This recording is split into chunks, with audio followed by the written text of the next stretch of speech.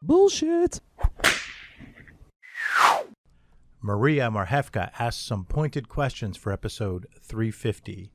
It's the No BS Marketing Show. I'm Dave Mastovich, CEO and founder of Massolutions, the world's only no bullshit marketing firm.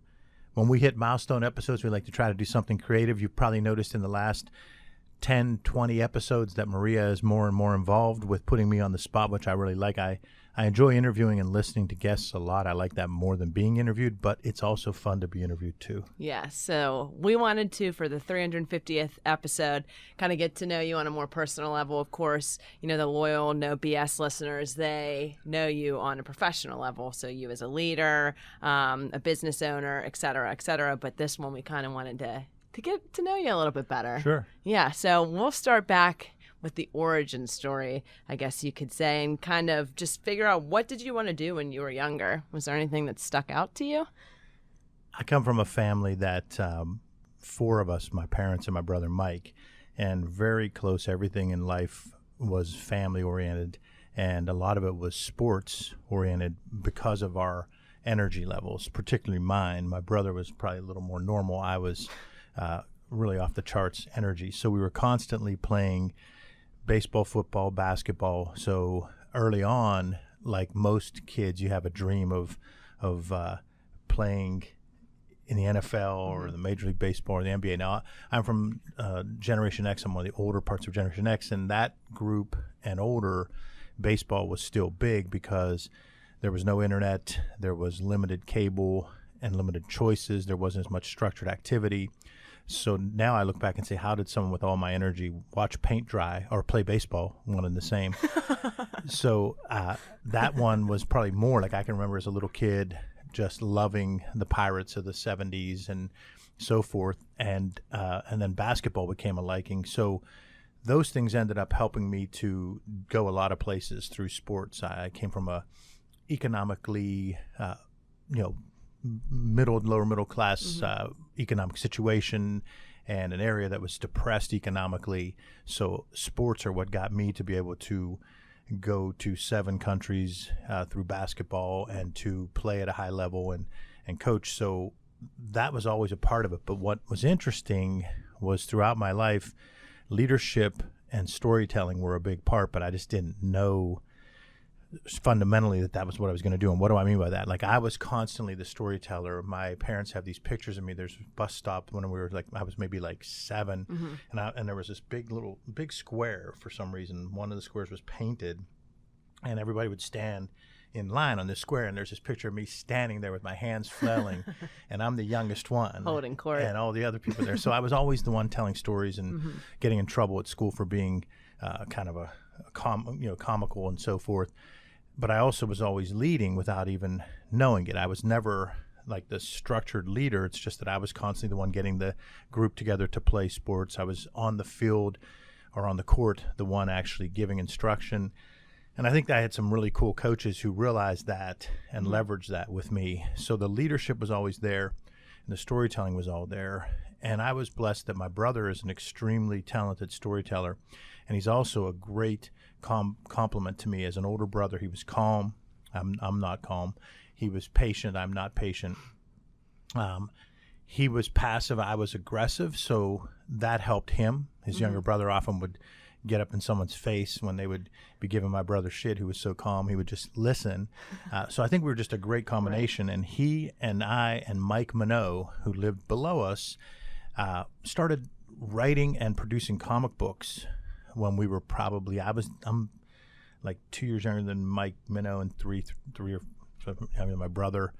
And we would do these comic books, and then I'd go around the neighborhood and sell them. So we were actually making money. And I look back and say that was great for a little kid to make 20 cents, but I would rather have the comic books now, you know?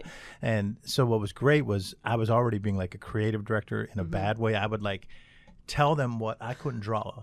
I could write, and I could map out with like stickmen what I wanted the scenes to be, but I couldn't draw. Minnow was an amazing drawer, and my brother was pretty good. So I would scream at them as like a young 7, 8-year-old going, "That's not what I wanted Nuclear Man to look like." And they would just both go like, well, dude, they were 10, so they couldn't articulate that.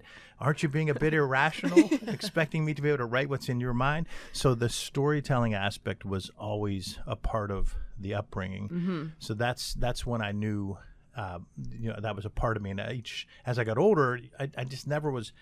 I look at what happens today, and we get better as a world. And I look at what my son's had and what your daughter will have and so forth, is that there's so much more. I had no instruction and no support outside of my parents to tell me that I was good at that. Had a teacher or a leader or a coach called me aside and said, dude, you can write. You can write. I didn't know that I could write. I just wrote. I told stories. And so here I was as a teenager and didn't know that this was something that I should have been doing already. I was good at it. So when I was in college, I just started going out and writing for sports newspapers, TV, radio. And I just think we're just in such a better place that if you have talent now, most kids in the world, in the United States, most kids will have someone that pushes them along to leverage that talent.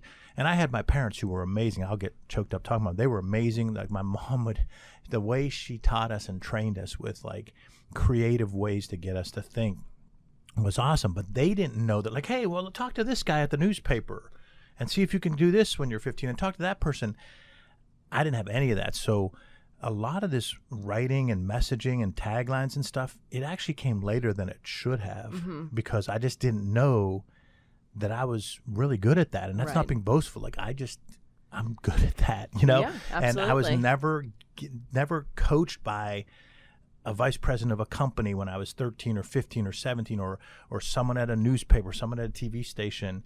So what I did was I loved music, and I went and I found a way through side jobs and illegal activity to purchase some equipment when I was a teenager, and I purchased equipment to become a DJ. And then I just went to a bunch of radio stations, and I would just walk into the radio station, hand them a cassette of me talking, and they would just look at me like, are you from another planet? You're 16 years old and you're coming.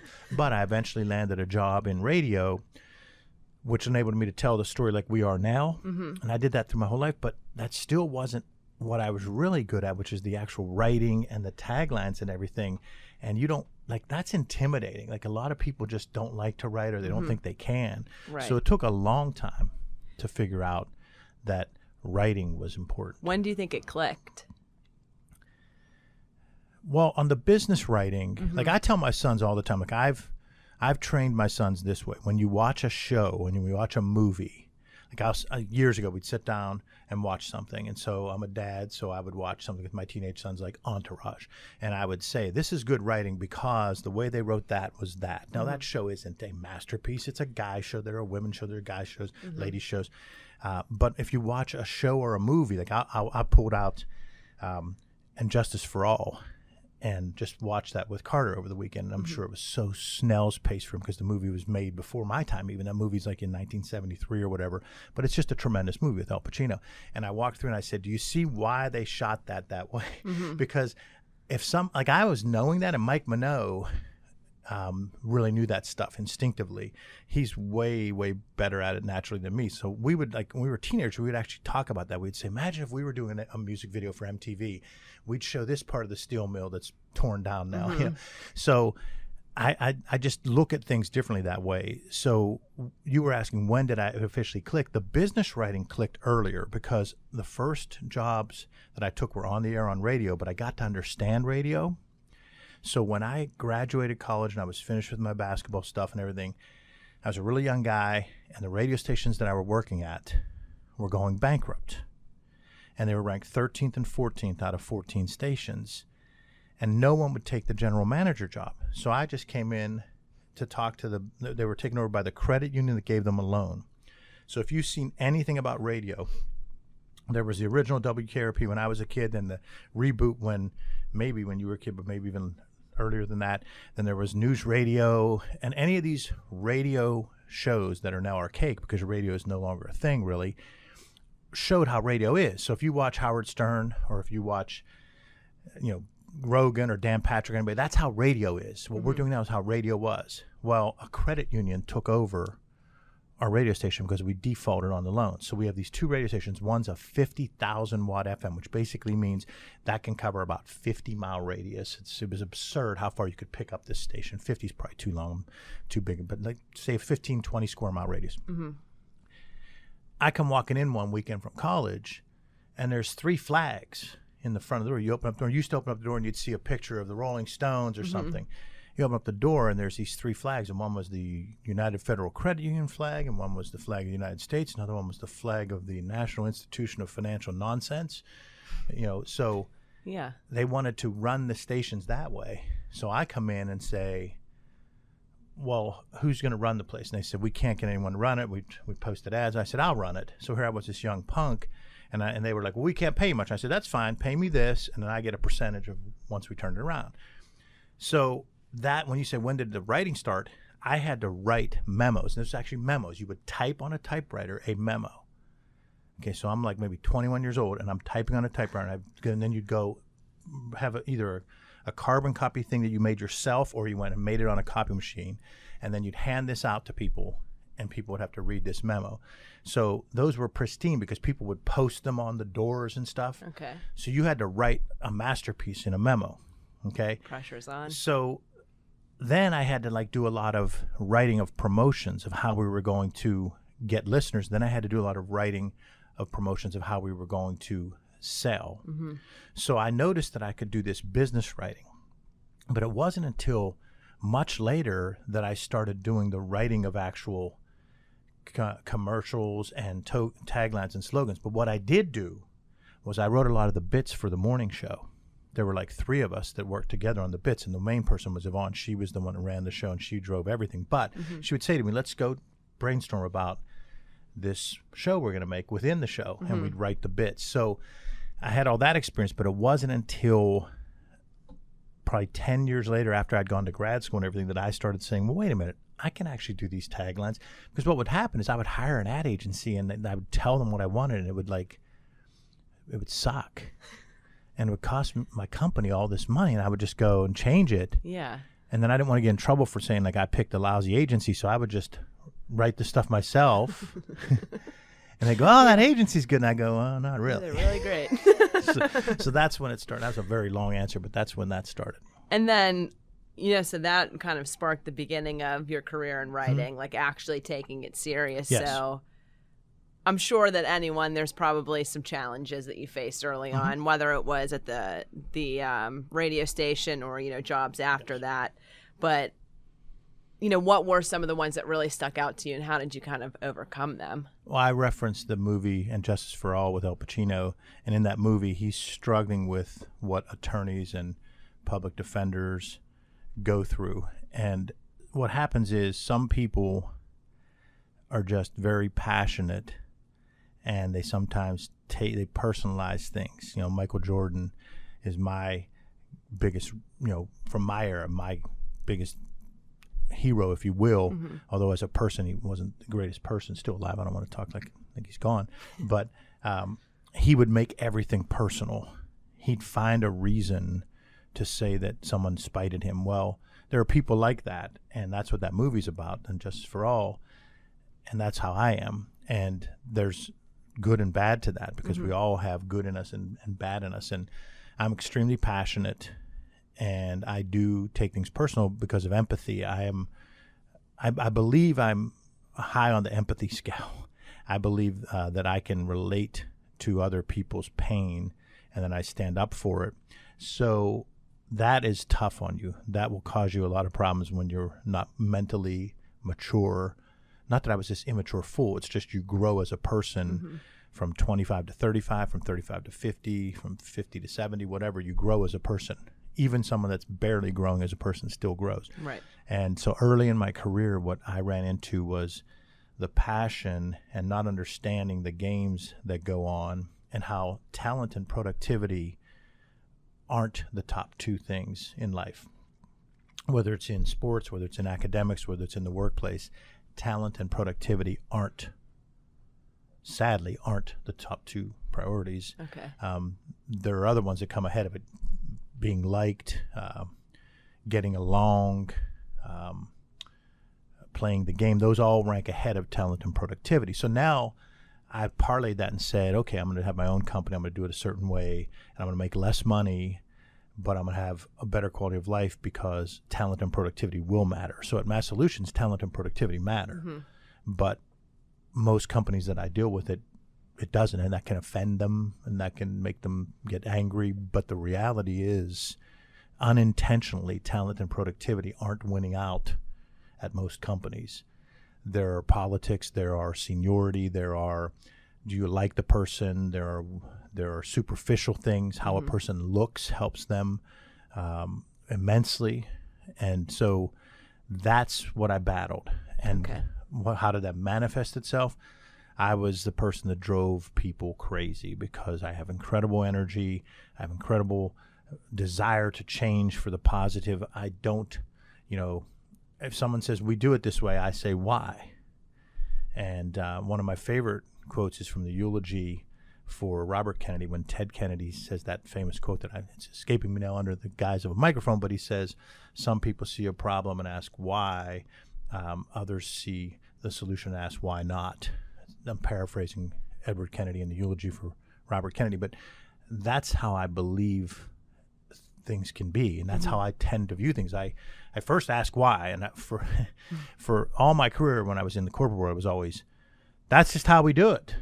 That's just how we do it. Or if I was at UPMC, they'd say, that's what they do at Highmark. And if you were at Highmark, they'd say, that's what they do at UPMC. Okay, but why? I don't really have a good reason why. Okay, then why not do this? So that causes a lot of strife. People don't like that. No. Now, most people listening will think it's not them, but I'm sorry to offend the listeners. Odds are it is you, that you actually want status quo, and that will piss off our listeners, but it's just the reality. Most of us, including me, you instinctively fight change. I have to fight my mind that's telling me to keep doing things the same way. I have to fight it every day.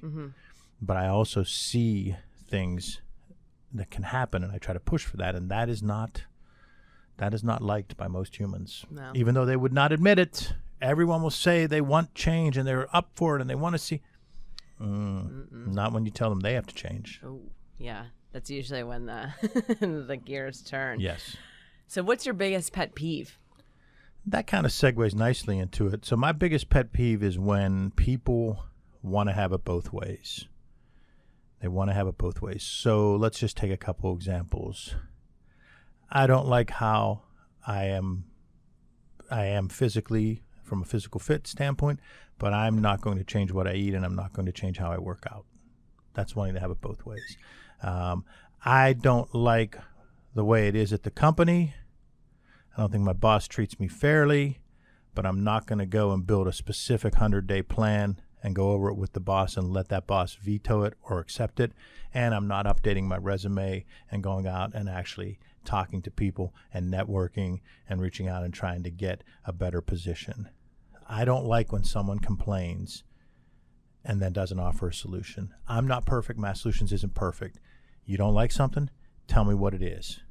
Tell me what it is and how it benefits everybody else by doing it differently, not just you. I want to work from home and I want to make more money. Fine.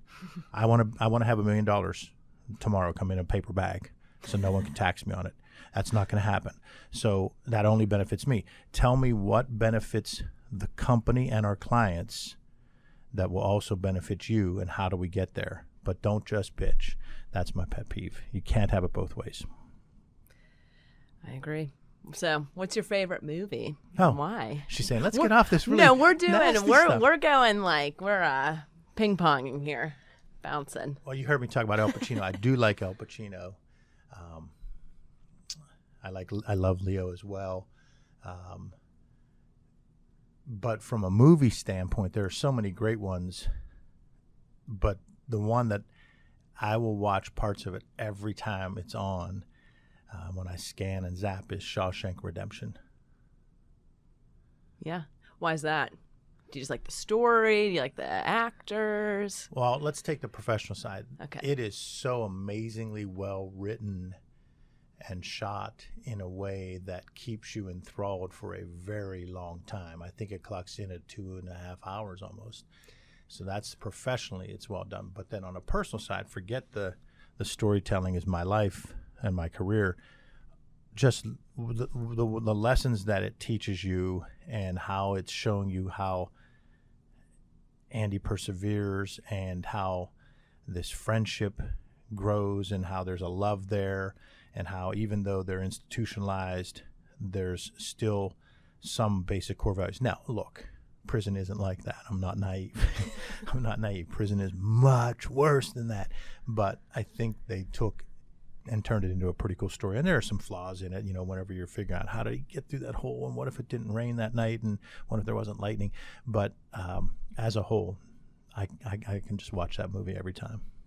It is a good movie. I agree with you on that one. There's like 10 or 15 that I could say tomorrow. Like if I forgot we did this and you told me, I'd say, oh, The Godfather for this reason or whatever. But today, that one sticks Shawshank out. would be the one. Yeah. Nice. So again, we're ping-ponging here. What qualities do you admire most about your parents? What did they kind of instill in you? Well, my parents did that was amazing was they taught Mike and I about people.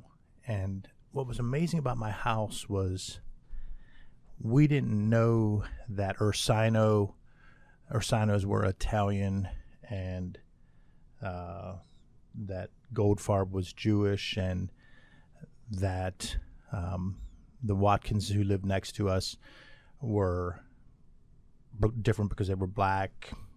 That was never even remotely thought of. Mm-hmm.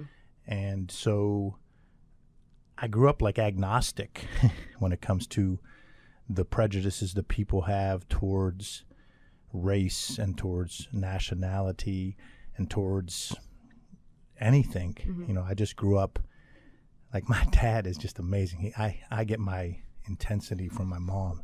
My dad is able to let everything like roll off his back, and that's what I think my brother's more like that. My mom's big into fairness, so like they just taught us, you know, that fairness aspect and treating people. Mm-hmm. Sorry about that. No, it's real. Parents are great. We could switch to another question. Sure. So, if you could give your sons one piece of advice, what would it be and why? Well, from my dad to them, I would say to think like that, treating people fairly and equally. And then from my mom, it would be set goals and like work hard towards them. Because my mom, she would have to-do lists every day. So like my brother and I, we'd be making to-do lists when we were like 13 years old. People be like, what's up with that? But then from me, what I would say to them is self-awareness is everything. Know your passion, know your triggers, and know what drives you, and then be humble about it so that you're able to say, I'm weak at this, you know, I'm strong at that. Mm-hmm. And how do you wish to be remembered? I'm hitting you hard here, Dave. This is not a good idea.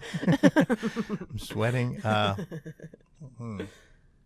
Well, as a dad first, absolutely. Mm-hmm. That's most important to me. As a leader and coach, second, and leader of people in anything, whether it's an organization or company or community organization, but a coach. Those players I've coached over the last 20 years, 25 years, it's important to me that they, you know, were influenced. Mm-hmm. And then as a marketer. Yeah. Yeah. As a storyteller. Yes. Yeah. Well, I think I hit you hard enough here at the end, Dave. So I think you're 350 in. Yes.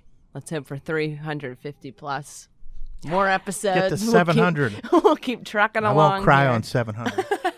Maybe, hopefully at 700, we'll still be here talking about it. So sure. I think this was really good for the listeners just to kind of get to know you on a personal level and get to know you beyond the great marketer that you are. Thank you. And person, of course. Thank you. And thank you to our loyal no BSers for listening to another episode of the No BS Marketing Show, recorded here in our own studios in bold, beautiful downtown Pittsburgh. Remember, ask yourself, what's the big idea, and build your story around the answer. It's all about bold solutions, no BS.